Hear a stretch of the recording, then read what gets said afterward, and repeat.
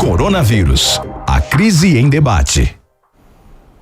Olá, seja muito bem-vindo a mais um Coronavírus, a crise em debate, aqui na Rádio Jovem Pan, rádio que virou TV. E o tema do debate de hoje vale a pena para você que gosta de municipalidade. Vamos discutir o papel das câmaras municipais nesse enfrentamento e nesse combate ao coronavírus. E para participar junto com a gente convidou 4 vereadores de 4 capitais aqui do país. E eu queria começar agradecendo muito a participação de todos eles, a começar pelo Fernando Holliday, vereador do Patriota aqui de São Paulo. Valeu, Holliday. O vereador Gabriel Azevedo, de Minas Gerais, também do Patriota. Muito obrigado, Gabriel. O vereador Felipe Camozato, do Novo, de Rio Grande do Sul, de Porto Alegre, né? Lá no Rio Grande do Sul. E também o Major Elitu Salem, vereador do PSC do Rio de Janeiro. Senhores, muitíssimo obrigado pela participação de vocês.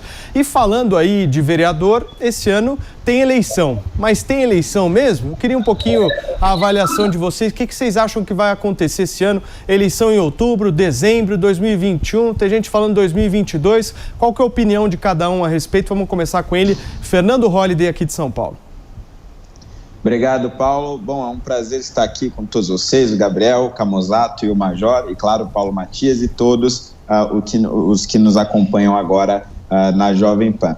Olha, eu acredito que esse momento que a gente está passando, de fato, é muito difícil. É também extremamente difícil a gente fazer qualquer tipo de previsão, mas por todos os debates jurídicos que eu tenho acompanhado e até mesmo a opinião de ministros do TSE, eu acredito que o mais provável é que, se a eleição desse ano venha a ser adiada, ela se adie no máximo até dezembro desse ano. Eu particularmente não acho adequado as hipóteses defendidas por alguns deputados e, claro, por alguns vereadores, de se estender o mandato de quem está agora no poder, né, quem está com seus respectivos cargos, até 2022, porque as pessoas, quando votaram em 2016, votaram de forma muito clara, acreditando que nós teríamos um mandato de 4 anos, e nos deram um mandato de 4 e não de 6 anos. E claro, eu acredito que isso traria uma instabilidade jurídica muito grande, seria uma aberração inconstitucional e traria uma insegurança jurídica. Claro, eu poderia estar aqui defendendo, até porque eu seria um dos beneficiados, mas eu acredito que não se justifica a gente adiar por tanto tempo as eleições, mesmo estando em um momento difícil, mesmo considerando que as eleições tenham sim os seus gastos, ainda assim é essencial para a democracia que a gente preserve a previsibilidade, né? Que as pessoas votem e tenham seu voto garantido e, claro, tenham a oportunidade de mudar de opinião se arrependerem. Perfeito. Gabriel Azevedo, me responde uma coisa. Eleição depois de 31 de dezembro deste ano, tem perda democrática para o país ou não? A eleição, Paulo Matias, na minha visão, pode acontecer este ano ou até depois. Se tivesse chovendo meteoros no Brasil em outubro, novembro e dezembro, nós não vamos ter eleição, esse é um fato. O ideal é que elas ocorram este ano. O que não pode acontecer de jeito nenhum é a extensão de mandatos. Quem foi eleito em 2016 tomou posse em 1º de janeiro de 2017 e exercerá o mandato até 31 de dezembro de 2020. Esticar isso não é constitucional. Há uma cláusula pétrea, há o artigo 60 e nós temos que respeitar. Quem pensa em prorrogar os mandatos precisa entender o seguinte: por 2 anos, por que não então por 4, 6, 8, 10? Por que não ficar no cargo vitaliciamente? As eleições democráticas e o voto periódico é uma questão pétrea na Constituição brasileira. Então, é claro que eu espero que a gente tenha um cenário favorável para que as eleições aconteçam esse ano. Muita gente diz que não vai ser em outubro, pode ser em novembro ou dezembro. Cenário ideal para que elas ocorram dentro do prazo do mandato. Mas se o mandato terminar e as eleições não ocorrerem, a Constituição também dá o remédio, que é o remédio da intervenção estadual. Os municípios passam a ser administrados por interventores até que as eleições sejam realizadas para quem vai cumprir mandato até 31 de dezembro de 2024. É um caso atípico, mas que encontra respaldo na Constituição. O que não pode, de jeito nenhum, é esticar mandato. Isso é coisa de democracia que não se leva a sério. Perfeito. Major, na sua opinião, você acha que há viabilidade ainda das eleições ocorrerem em outubro desse ano? Paulo Matias, obrigado pela pergunta, obrigado pela oportunidade. Fernando Holliday, querido vereador de São Paulo, Felipe Comozato, Gabriel Azevedo, companheiros aí de vereança. Uma satisfação estarmos aqui. Bem, Paulo, a análise que a gente faz nesse momento, né, a gente está navegando em águas obscuras. Essa é a questão. A ciência diverge, a ciência não tem uma coesão.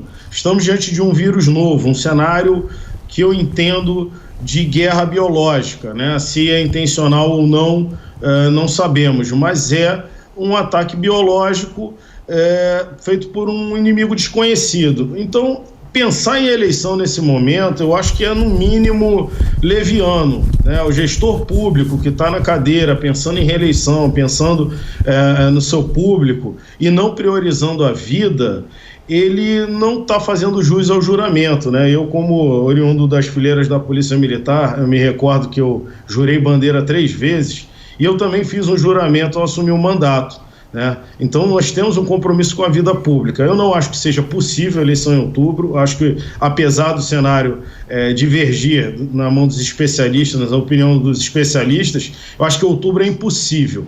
Mas extensão do mandato também seria uma afronta ao eleitor que nos escolheu para cumprir os 4 anos. Então eu entendo que precisamos aguardar o que vai acontecer, né, o que vai se delinear e trabalhar em prol da população e pensar que essa eleição pode ser adiada para alguns meses à frente aí, segundo a ciência apontar o momento exato que a gente pode retomar a vida normal. Perfeito. Comozato, com você. Bom, cumprimentar todos vocês aí, reforçar aí o agradecimento ao convite. É um prazer estar falando contigo, Paulo, o Fernando, o Gabriel e o Major.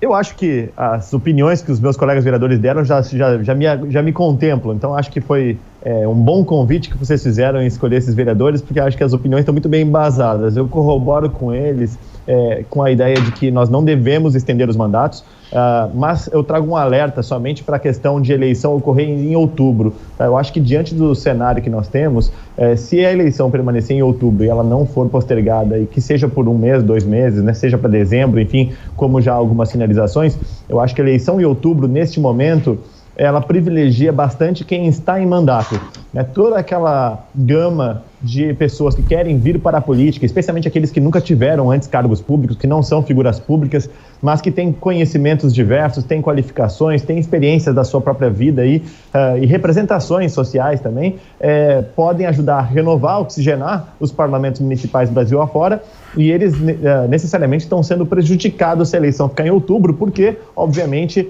ficam muito mais restritos a um universo indireto, como o da internet, para conseguir se fazer e apresentar para o eleitorado. Então, eu acho de bom senso que a gente possa adiar por algum período aí as eleições. Não sei dizer ao certo qual seria esse tempo. Seria 1 mês, seria dezembro ou seria mais do que isso? Perfeito. Senhores, agora eu queria entrar no tema do momento aqui discutido no Brasil, que é isolamento social. Eu queria que vocês dessem um pouco o panorama de cada uma das cidades de vocês e a avaliação de vocês, né? Até quando vai essa política de isolamento social? Até onde o Brasil suporta isso? Até onde a economia suporta? E quantas vidas, né, nós estamos salvando aí em cada uma dessas cidades? Vamos começar pelo Gabriel Azevedo.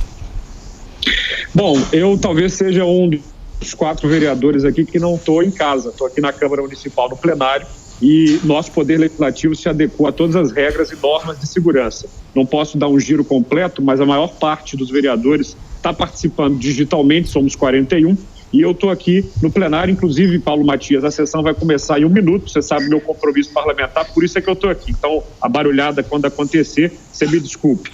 Mas Belo Horizonte começou o isolamento social num período anterior a outras cidades se comparado com os casos. Foi no dia 17 de março. E até agora nós acumulamos 26 mortes e cerca de mais ou menos 1.000 casos com a testagem. O que eu bato muito na tecla é que os nossos testes estão defasados. Até agora, dos suspeitos, Belo Horizonte testou cerca de 7, 8%. É fundamental ampliar esses testes para que a gente possa tomar outras medidas, já que a vacina ainda não existe. Há uma previsão municipal com base num comitê que foi criado na semana retrasada, de um processo de flexibilização a partir do dia 25 de maio. Mas nós temos algumas variáveis a ser consideradas. Belo Horizonte tem feito boas medidas a despeito da má testagem e também de uma testagem menor, que acontece em Minas Gerais, mas a gente pretende considerar outras variáveis que vão acontecer por aqui. Perfeito. Major, como é que está a situação aí no Rio de Janeiro e até quando a população do estado vai conseguir suportar esse isolamento? Bem, até quando a população vai suportar? Eu acho essa pergunta interessante. O ser humano, ele tem capacidades que vão além do que ele imagina, né? Nós podemos pensar aí que a Europa passou por 2 grandes guerras, por fome, né, por toque de recolher, e os países se uniram, suas sociedades se uniram e suportaram, né, essas grandes dores. Então, até quando a nossa sociedade suporta? Eu entendo que a nossa capacidade ela vai muito além do que está sendo feito hoje, em termos de suportar. Porém, o Estado tem que se fazer presente, né? A nossa bandeira ideológica, ela caminha dentro da direita conservadora, menos Estado, mas não é Estado ausente. A gente precisa do Estado presente, principalmente nesse momento de graves crises, né? Como eu disse antes, estamos diante de um agente biológico invisível, que mata, que ceifa. Eu tenho alguns números das forças de segurança que me preocupa muito, eu quero dividir com vocês e com aqueles que vierem assistir esse programa, né? Então, eu entendo que o isolamento social, ele não é a finalidade, ele é um meio, ele não pode ser uma finalidade. Ninguém está objetivando o isolamento social para vencer a pandemia, né? Você objetiva o isolamento social para atingir o achatamento da curva, é o que a ciência diz, né? Para dar tempo da saúde responder, das estruturas de saúde responderem. Hoje aqui no Rio de Janeiro, no estado do Rio de Janeiro, eu quero falar do estado, nós temos mais de 1.000 pessoas aguardando um leito de CTI. Esses números são reais, né? São números da Prefeitura do Rio, da cidade do Rio de Janeiro, que tem à frente um gestor que é alinhado ao presidente, né? Tanto é que ele acabou de receber o nosso colega de Câmara, Carlos Bolsonaro, a mãe dele, Rogéria Bolsonaro, no Partido Republicano.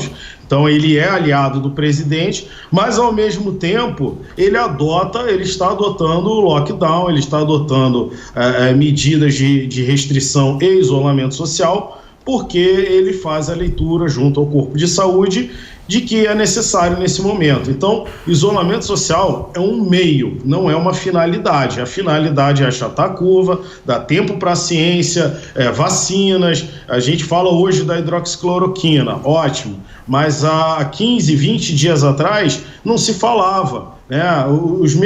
Os medicamentos estão sendo testados e é no dia a dia, não existe um protocolo médico definido. Isso eu falo porque nosso gabinete mantém um trabalho de direitos humanos, é um núcleo de direitos humanos, e a gente está assistindo famílias que estão perdendo seus parentes, né? E aqui eu já quero aproveitar para trazer um outro dado. No Rio de Janeiro, o isolamento ele funcionou em alguns bairros, em algumas regiões. Outras regiões você circula pela rua, você circulava, né, e o trabalho do vereador é no front, então a gente está atuando quase que diariamente. Eu sou vice-presidente da Comissão de Transporte, que também nos leva a fiscalizar o transporte, e as pessoas estão na rua, essa é a realidade. O isolamento, o lockdown, ele funciona em alguns locais, outros locais a sociedade não abraçou, não entendeu, acha que a questão é puramente política, e aí é um perigo que o Brasil entrou nessa polarização. Quem acredita que o vírus mata é comunista, quem é de direita conservador acha que o vírus é uma gripezinha. Eu acho isso perigoso, porque a gente está lidando com vida, né? Eu servi 20 anos à Polícia Militar e é muito ruim você ver uma pessoa descendo a sepultura. E diante desse vírus é pior, porque a família vê o parente sair de casa, né, ou ir para o hospital e depois não vê mais. porque até o sepultamento é limitado, é impedido em alguns casos por risco de contaminação. Então, retomando o raciocínio, Rio de Janeiro decretou mais ou menos dia 18 de março, né? Não foi adesão total, longe disso, tá? Muitos bairros com aglomeração. Eu sou da Zona Oeste, né? Zona Oeste do Rio de Janeiro, muita aglomeração, barezinhos funcionando clandestinamente, pessoas na rua desnecessariamente, calçadão, não digo aquele serviço essencial. Mas para isso também é importante, Paulo, que o Estado chegue junto, né? A remuneração, aí, o auxílio emergencial, ele tem que ser rápido para os pequenos e médios empresários, para aquelas pessoas que vivem do dia a dia, que dependem daquele dia para comer, porque senão a pessoa não morre de vida, morre de fome, né? Então, a verdade é que no Rio de Janeiro a situação está complexa, né? A gente está tendo uma guerra política tremenda. E aí, pegando uma carona no que o nosso amigo Gabriel Azevedo, de Minas Gerais, aí eu dou os parabéns, porque Minas Gerais foi padrão na questão de cumprimento da ordem das autoridades que proferiram a ordem sanitária, né? Eu pego uma carona com ele, com a fala dele. Teste em massa, não houve teste em massa, né? Eu no ano passado, acho que foi em novembro ou dezembro, eu tive num evento, um fórum de inteligência e segurança no Senado da República, a convite do líder da bancada federal do Rio de Janeiro, o sargento PM Gurgel, deputado federal, e tive contato com agências de inteligência de outros países, né? Lá nós tínhamos senadores da Colômbia, congressistas americanos, então nós trocamos muitas informações. E a informação que nós tivemos de lá de fora é exatamente no sentido de se blindar e testar a população, fazer a testagem em massa, e nós não conseguimos fazer essa testagem. Perfeito. Desculpa aí me alongar um pouco. Imagina. Camusato, na tua avaliação, não falta um plano para a gente sair disso? Bom, eu acho que falta sim. Eu acho que cada cidade tem sua realidade, e aí até é bacana poder ouvir a realidade de cada uma dessas capitais que estão aqui hoje no programa. Porto Alegre, no caso específico, né, nós entramos em medidas restritivas de isolamento no dia 16 de março. Até curiosamente, aqui no Rio Grande do Sul, nós temos muito o termo da grenalização, né, quando o sujeito é Grêmio ou é Inter e está sempre envolvido em polêmica de um lado ou de outro. Então, para além da polêmica política de esquerda e direita, aqui nós temos também a futebolística muito forte. E, nesse caso da grenalização, houve o Grenal da Libertadores 3 dias antes das medidas restritivas serem adotadas em Porto Alegre. Antes de Porto Alegre, de fato, adotar aí o isolamento mais severo, e Porto Alegre desde um princípio foi bem severa nas suas restrições.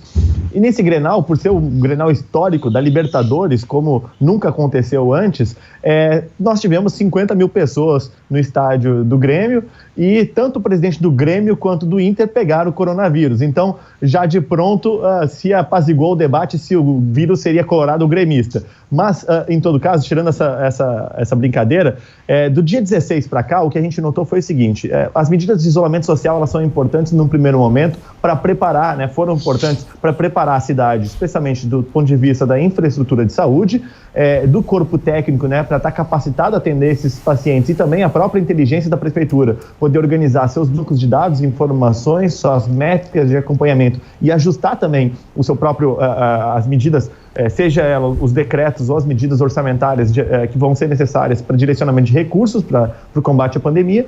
Só que passado quase 60 dias, aqui no caso em Porto Alegre, nós não tivemos aí compra de respiradores. Nós iniciamos uma testagem com mais robustez no dia 5 de maio somente, então demorou aí mais de 45 dias, e há mais de 30 dias Porto Alegre está com o quadro normalizado, estável, de internados em UTI por Covid-19, tendo aí em torno de 40 pacientes internados por Covid e uma folga de em torno de 150 leitos. Nesse intervalo foram abertos novos leitos, em torno de 150 leitos foram abertos nesse meio tempo, o que reforça o benefício também do isolamento, mas, por outro lado, a gente está durando demais e sem perspectivas. O governador Eduardo Leite, aqui no estado do Rio Grande do Sul, fez um excelente estudo, onde, com um embasamento técnico, científico, médico, né, das medidas de isolamento, como é que elas poderiam ser feitas de maneira personalizada para cada região e município, adotando um sistema de bandeiras, onde cada bandeira se atribuía um nível de gravidade da doença, de risco de contágio, né, de potencial de óbitos. e isso fez um enquadramento no Estado muito mais efetivo, muito mais condizente com a realidade da pandemia, passado aí algum tempo de dados disponíveis, do que nós vínhamos tendo por iniciativa própria dos prefeitos municipais, né? E o interessante é que, muito embora o governador do estado tenha feito esse estudo, que até veio, de certa forma, de maneira tardia, poderia ter vindo antes, e aqui fica uma das críticas que a gente tem feito sobre isso, ele está muito bem feito, mas o prefeito, que é do seu partido, né, o prefeito Marquesan é do PSDB, tal qual o Eduardo Leite, resolveu não adotar as medidas que o governador colocou ali. E o prefeito, ao que tudo indica, não tem a mesma bagagem técnica, o mesmo amparo de dados e científico que o governo do estado buscou ao fazer esse levantamento. Então, desde o início da pandemia, o que nós vemos são algumas contradições por parte de prefeituras, e não é diferente em Porto Alegre, das medidas que são adotadas. E também uma escassez de transparência, de informações. Então, nós começamos a saber sobre testagem agora, faz uma semana. E nos outros 50 dias, o que a gente sabia sobre o volume de testagem? Tinha muito pouca informação. A gente não sabia quantas andavam as compras dos respiradores. Tivemos apenas um diálogo de 15 minutos entre prefeito e Câmara Municipal para atualizar informações, o que é muito pouco, né? Então, assim, essa falta de transparência também coloca a prefeitura e a cidade, né, o governo municipal, composto também pela Câmara Municipal e Prefeitura, numa situação muito delicada em termos de engajamento da sociedade civil. Se ela não tem as informações disponíveis, se ela não entende a importância das medidas, ela tende a não respeitar, ela tende a se rebelar contra aquilo, especialmente quando ela vê contradições. Então, aqui em Porto Alegre, um exemplo foi que a orla do Guaíba, que nós temos aqui, que é um parque linear de em torno de 5 quilômetros à beira do rio Guaíba, ele ficou aberto ao público, enquanto que outras iniciativas parecidas no setor privado não poderiam estar abertas,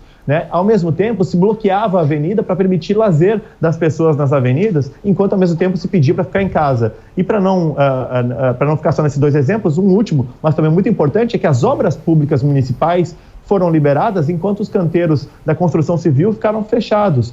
E as obras públicas municipais, inclusive estéticas, de pintura de cordão de calçada, de arrumar jardins de praças. Então, essas várias contradições colocaram a população aí num nível de indignação bastante elevado, né, e fizeram com que desde aí os primeiros 20 dias passados as primeiras medidas de isolamento, houvesse um grande questionamento das medidas e demanda por flexibilizações. E a gente chegou a fazer isso através de algumas iniciativas no Legislativo. Eu sou um coautor de um desses projetos de flexibilização parcial, amparado por diversos dados das secretarias estaduais e municipais de saúde e também de outros lugares, e que a gente conseguiu flexibilizar através de projeto pela Câmara, mas que o prefeito sinalizou veto, muito embora dias depois flexibilizou aquilo que nós pedimos por meio de decreto. Perfeito. E aí, então, acho que foi válido para levantar a peteca aí, levantar o debate e mostrar que existem caminhos alternativos que preservam não só a questão de previsibilidade para o cidadão e para o empreendedor, mas também preservam a saúde de todos os cidadãos. Perfeito. Agora, Holliday, em São Paulo se criou o rodízio visando a diminuição da taxa de isolamento social, ao aumento, né, da taxa de isolamento social, só que aconteceu o contrário, né? Diminuiu a taxa e metrôs, ônibus, trem, CPTM em São Paulo cheios. Eu vi um dado essa semana, mais de 250 mil pessoas a mais nós tivemos na segunda-feira só aqui em São Paulo. O que você tem para me dizer sobre isso? Exatamente, Paulo. Eu acho que isso aí reflete um pouco do que alguns dos colegas disseram sobre a politização desse momento que a gente está vivendo. Infelizmente, a prefeitura aqui, sob o comando de Bruno Covas, tomou algumas medidas sem estudar absolutamente nada, sem ter um estudo técnico sobre os impactos das suas medidas. Antes desse rodízio, ele havia proposto, por exemplo, o bloqueio das principais vias da cidade. Só que não informou a quem estava na ponta, os funcionários da CT, por exemplo, que é o órgão responsável aqui pelo trânsito da cidade, de que os profissionais de saúde deveriam ser liberados. Ambulâncias ficaram paradas na avenida, médicos não conseguiam passar, enfermeiros não conseguiam comprovar que precisavam de fato sair e ficaram parados em grandes avenidas. Um dia depois ele teve que retornar atrás. Em relação ao rodízio, a mesma coisa. O prefeito anunciou em um determinado dia, foi questionado no mesmo dia pelo MP sobre o embasamento técnico para tomar essa decisão de rodízio ampliado, né, de proibir metade dos carros de toda a cidade de circularem pelas suas vias, e ele simplesmente não respondeu. A prefeitura não respondeu esses estudos e aí o MP acabou abrindo um inquérito. Então, eu também fui obrigado a entrar com uma ação popular na Justiça de São Paulo, pedindo a suspensão desse rodízio, pelo menos até que a prefeitura justificasse, porque não é possível você tomar medidas de isolamento social sem ter um mínimo de embasamento científico. O que parece é que o prefeito tomou uma medida meio que no desespero, de forma improvisada, porque ele precisava demonstrar de alguma forma para a imprensa que estava fazendo o que podia para diminuir o isolamento. Só que acontece que diminuir a quantidade de veículos nas vias não é a mesma coisa que diminuir a quantidade de pessoas. E aí foi tiro e queda. 15% de aumento na extrema zona leste de São Paulo, na estação Guaianazes, por exemplo, que é uma região periférica e super populosa aqui da cidade, e em média cerca de 12% de aumento nos trens da CPTM e cerca de 13% de aumento no metrô, além da aglomeração em terminais, em pontos de ônibus e dentro dos próprios ônibus, ou seja, a população ficou mais exposta ao vírus. Isso sem falar que os carros também passaram a ficar mais lotados, porque a vizinha passou a pegar carona com a outra, que pegou a outra também no caminho. E antes um carro que tinha no máximo 2 pessoas, passou a ter 4, 5 pessoas, ou seja, a possibilidade de transmissão do vírus se tornou muito mais potente. E, infelizmente, a prefeitura se recusa a retornar atrás. Eu já recorri da decisão em primeira instância, aguardo uma resposta em segundo grau do Tribunal de Justiça, depois que apresentei o agravo, mas infelizmente a Justiça ela foi muito rápida para manter o rodízio, mas ainda não está tendo a mesma agilidade para suspendê-lo. Enquanto a Justiça nada faz, a gente segue cobrando a Prefeitura com base nos dados de superlotação. Eu acredito que sim, a gente deve seguir pelo caminho do isolamento, acredito que os municípios devem ter mais autonomia para tomar essas políticas, porque a realidade é muito diferente de um município para o outro, mas nós não podemos tomar decisões improvisadas sem embasamento técnico, como aconteceu, infelizmente, em São Paulo. Perfeito. Senhores, eu queria entrar num último tema aqui do nosso debate para ouvir um pouquinho a avaliação de vocês como vereadores. Afinal de contas, o papel de um vereador também é fiscalizar o Poder Executivo. E nós aqui temos visto no Brasil notícias saindo todos os dias de superfaturamento no preço dos respiradores, de licitação que não precisa de documentação nem muito menos transparência. A situação ela é muito assustadora, principalmente para quem não é envolvido em política e enxerga por muitas vezes que o caos é um dos grandes aliados aí da corrupção. Eu queria entender de vocês, primeiro, como é que vocês estão avaliando isso nas cidades de vocês? E segundo, será que não há necessidade no Brasil de se ter uma legislação um pouco mais rígida nesse sentido, principalmente de corrupção no meio de uma pandemia? Corrupção já é algo absolutamente questionável, né, senhores? Eu tenho certeza que vocês compartilham desse pensamento que eu estou dizendo agora. Agora, corrupção no meio de uma pandemia, onde tem gente morrendo, os caras estão superfaturando preços desse jeito. Queria entender um pouquinho a visão de vocês. Vamos começar pelo Camozzato.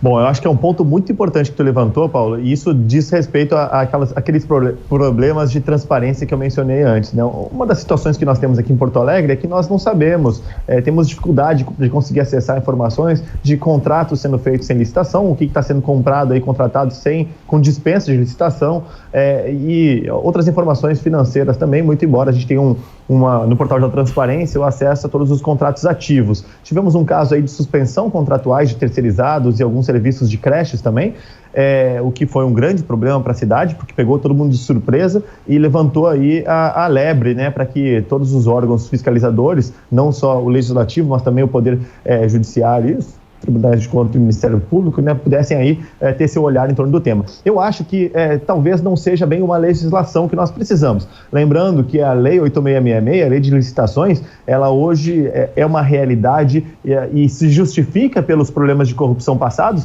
mas não necessariamente ela impede corrupção, e ela muitas vezes significa um engessamento dos processos de compra por parte do poder público, prejudicando inclusive o interesse do cidadão. Eu acho que o grande problema nesses temas de corrupção, eu acho que é punição. Nós não punimos, pelo menos não de maneira adequada, não de maneira rígida como deveríamos, aqueles que cometem infrações. Eu acho que o Brasil ele dá péssimos exemplos nesse sentido, de mostrar que o crime não compensa, né? Especialmente o crime de colarinho branco. A gente teve um dos grandes méritos da própria Lava Jato, né, que fez com que a população brasileira se apaixonasse pela operação, visse no Sérgio Moro uma grande liderança, naquela equipe de policiais, né, de procuradores, heróis brasileiros, foi porque finalmente eles fizeram com que o senso de justiça do brasileiro pudesse estar representado em prisões aí de políticos, de grandes empresários que estavam aí fazendo escândalos. Eu acho que isso não pode ser uma exceção, e não pode ser um caso unicamente de uma grande investigação de um grupo específico de policiais, promotores e procuradores. Eu acho que tem que ser justamente, especialmente nos pequenos casos, nos casos mais próximos, que a gente tem que dar o exemplo, desde esses casos aos maiores, e nós fazemos isso muito mal. Uma das minhas grandes críticas à própria Prefeitura de Porto Alegre é essa questão de transparência, mas eu vejo que nos diversos municípios, também em termos estaduais e também governo federal, isso tem sido uma dificuldade por parte das assembleias legislativas e das câmaras municipais de conseguir fazer seu papel de fiscalizador por conta do regime de exceção, entre aspas, aí, que os próprios decretos de calamidade, de emergência e o poder que ficou centralizado nas mãos dos prefeitos e governadores conseguiu fazer com que eles tivessem. E aí torna muito mais difícil também nosso trabalho de acompanhar, de impedir, e muitas vezes o legislativo acaba tendo que recorrer ao judiciário para isso. Perfeito. Holliday, no caso aqui de São Paulo, como é que você avalia a compra daqueles 3.000 respiradores da China, hein? Pois é, eu acho que a gente infelizmente tem tido uma série de suspeitas aí ao longo desse período. A gente teve, por exemplo, esse caso de respiradores aqui em São Paulo, comprado com uma diferença muito grande, por exemplo, do preço pelo qual conseguiu o governo de Minas, do governador Romeu Zema. Acho que até o Gabriel poderia comentar mais sobre isso, mas a diferença é gritante de um estado para o outro. Cada um consegue tipos de respiradores parecidos, semelhantes ou iguais, por preços extremamente diferentes. E claro, a gente não pode deixar só isso na mão do Ministério Público, na mão dos tribunais de contas. O Legislativo também faz a sua parte, mas é preciso a gente levar em conta que a gente tem uma burocracia muito grande que impede com que a gente tenha uma facilidade na fiscalização desses recursos. É realmente muito difícil fazer o pente fino, eu sei disso porque eu tenho buscado com a minha equipe procurar realmente pesquisar esses gastos no Diário Oficial e realmente olhar detalhadamente tudo que está sendo gasto, mas é bem complicado. A gente precisa de uma simplificação do modelo até para facilitar a fiscalização da população, porque senão, durante esses momentos em que realmente a liberdade do cidadão fica mais restrita, os políticos mau caráter vão acabar se aproveitando disso para torrarem o dinheiro público, para surrupiar aquilo que pertence aos trabalhadores, que são aqueles que proporcionalmente mais pagam impostos e são aqueles que, claro, mais proporcionalmente sofrem com a má gestão pública no Brasil e principalmente nos municípios e nos estados. Perfeito. Gabriel Azevedo, eu vi que você já mudou de cenário aí. Vai mudando de cenário conforme o programa. Muito bom. Vamos passar a bola para você. Como é que tá essa coisa aí? Corrupção em Minas Gerais, Belo Horizonte. Como é que você... Gabriel, eu queria uma opinião sua. Modelo de respirador. São vários, são diferentes, né? Mas tem um que custa 22 mil reais e outro que custa 200 mil reais. Os dois não estão salvando a vida das pessoas? Como é que a população não consegue entender isso não, Gabriel? A população, meu caro Paulo Matias, precisa entender que a solução para isso é caprichar no voto do poder legislativo. Veja bem, segunda-feira foi publicado aqui no Diário Oficial de Belo Horizonte a criação de covas, gavetas nos cemitérios da cidade. Não havia preço, não havia formato. Bastou um bom ofício meu para a prefeitura, no tom correto, para hoje, na quarta-feira, eu já ver a publicação do cancelamento dessa licitação, ou seja, dessa compra, né, dessa efetuação do serviço público. As pessoas acreditam que você resolve corrupção por lei. Eu discordo, Paulo Matias. Eu acho que as leis com medidas duras, claro, ajudam. O Ministério Público atuante ajuda, mas repousa no Poder Legislativo a grande função de fiscalizar. Nesse momento, nós, vereadores, temos um papel crucial nas cidades brasileiras. acompanhar o que está sendo feito pelo Poder Executivo. Por exemplo, aqui em Belo Horizonte, você tem uma previsão de um baque de 1 bilhão por conta da crise. Uma vez que há um baque de 1 milhão, foi feito um decreto de onde vão ser as áreas que vai poder ou não se cortar. Como é que está se implementando, portanto, a política pública na saúde, na educação, na assistência social? É acordar cedo, e você sabe que eu acordo cedo, e ler o diário oficial do município com muita atenção, item por item, para ir verificando o que está sendo feito. Por exemplo, deram o exemplo dos respiradores, o valor de Minas em diferença de outros. É o caso, não é a minha esfera, mas é o caso dos deputados estaduais, das 26 unidades federativas e, no caso, os deputados distritais do Distrito Federal, fiscalizar e entender, por que esse foi mais barato e o meu foi mais caro? Há alguma diferença? Não é simploriamente dizer, olha, está acontecendo isso ou aquilo. Por exemplo, eu dou um fato.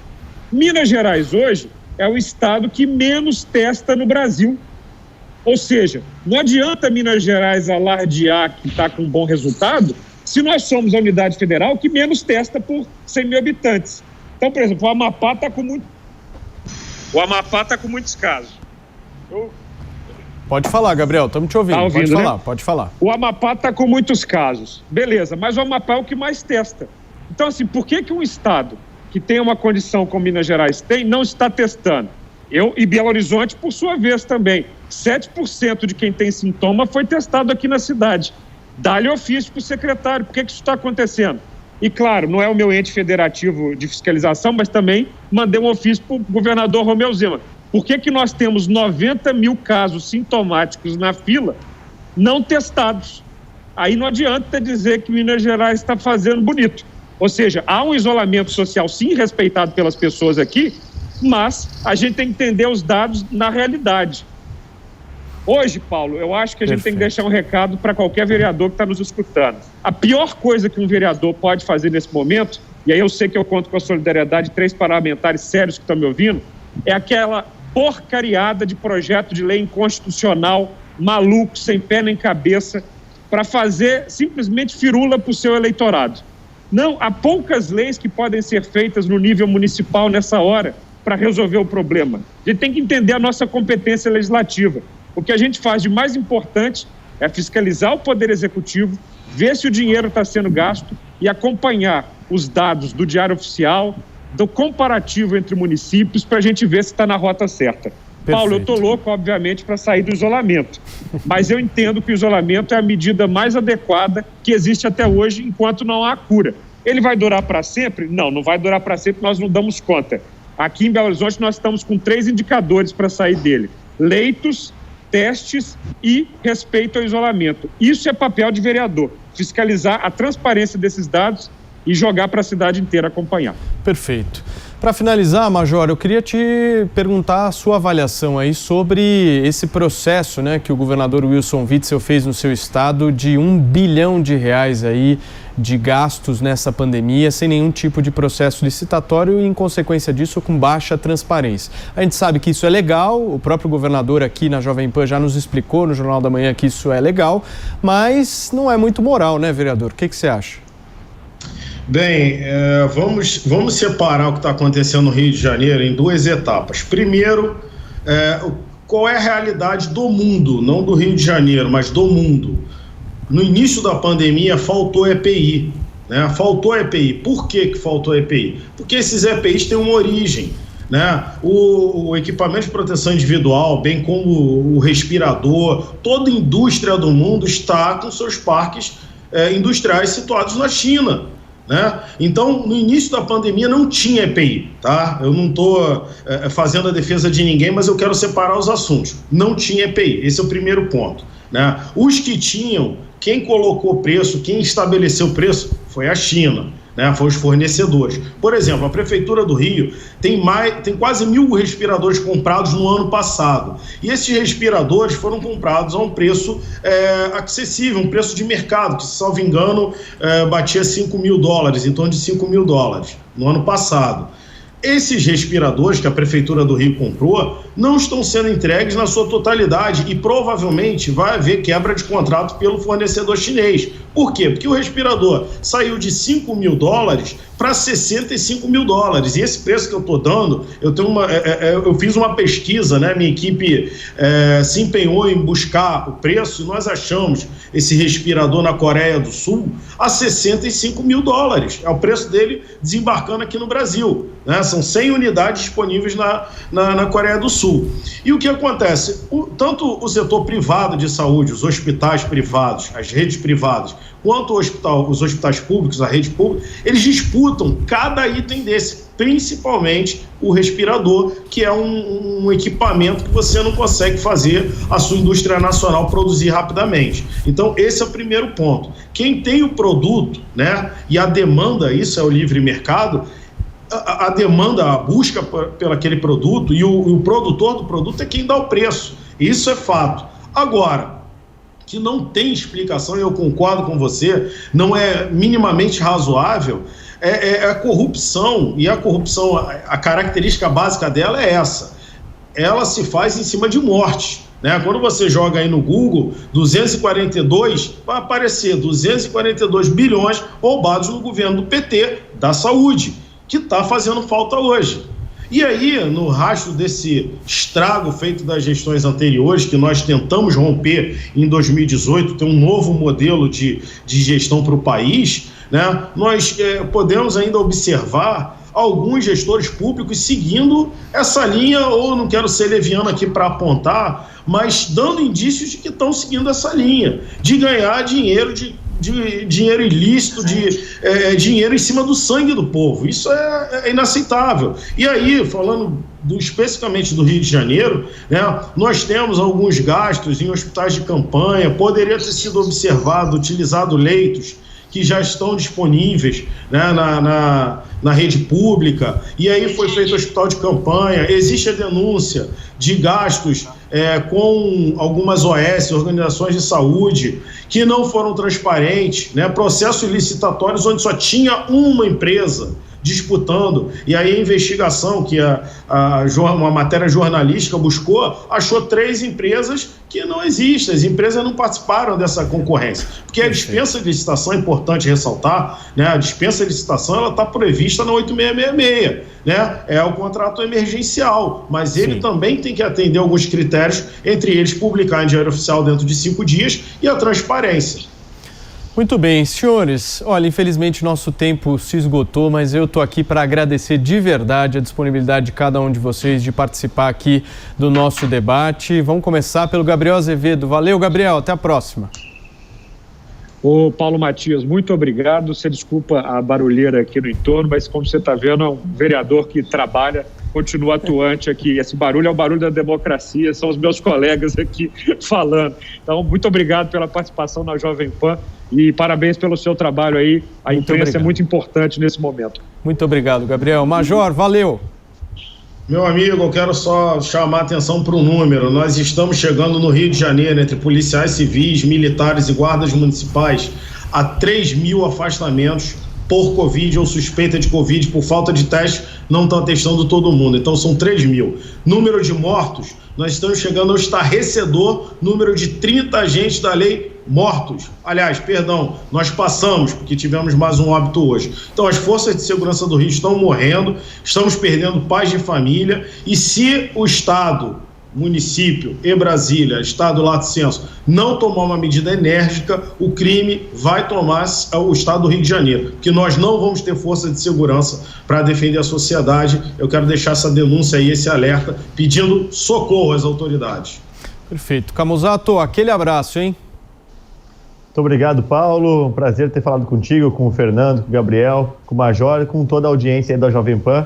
Eu acho que fica como recado final só justamente que a gente siga desempenhando esse papel de fiscalização num momento tão importante e que esses dados, especialmente esses comparativos entre as capitais, possam servir de insumo também para que os gestores possam tomar as melhores decisões. Eu entendo que Porto Alegre, no momento, não está tomando, poderia estar flexibilizando mais, já que a gente está bastante estável no controle da doença, e os últimos 7 dias, com maior flexibilidade, não impactou em aumento do número de doentes. Então, esses dados precisam sim estar sempre à luz da tomada de decisão pública, da política pública, e que bom que a gente está conversando sobre isso. Perfeito. Holiday, valeu, cara.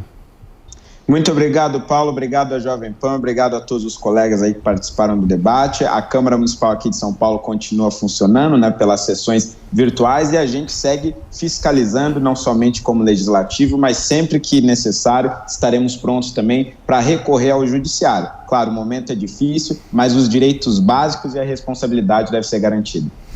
Muito bem, senhores. Mais uma vez, muito obrigado pela participação de vocês. Valeu, audiência. Muito obrigado por acompanhar aqui mais um Coronavírus, a Crise em Debate aqui na Rádio Jovem Pan, a rádio que virou TV. E não esquece, o melhor remédio para combater o coronavírus é a informação. Continua na nossa programação. Valeu, tchau. Coronavírus, a Crise em Debate.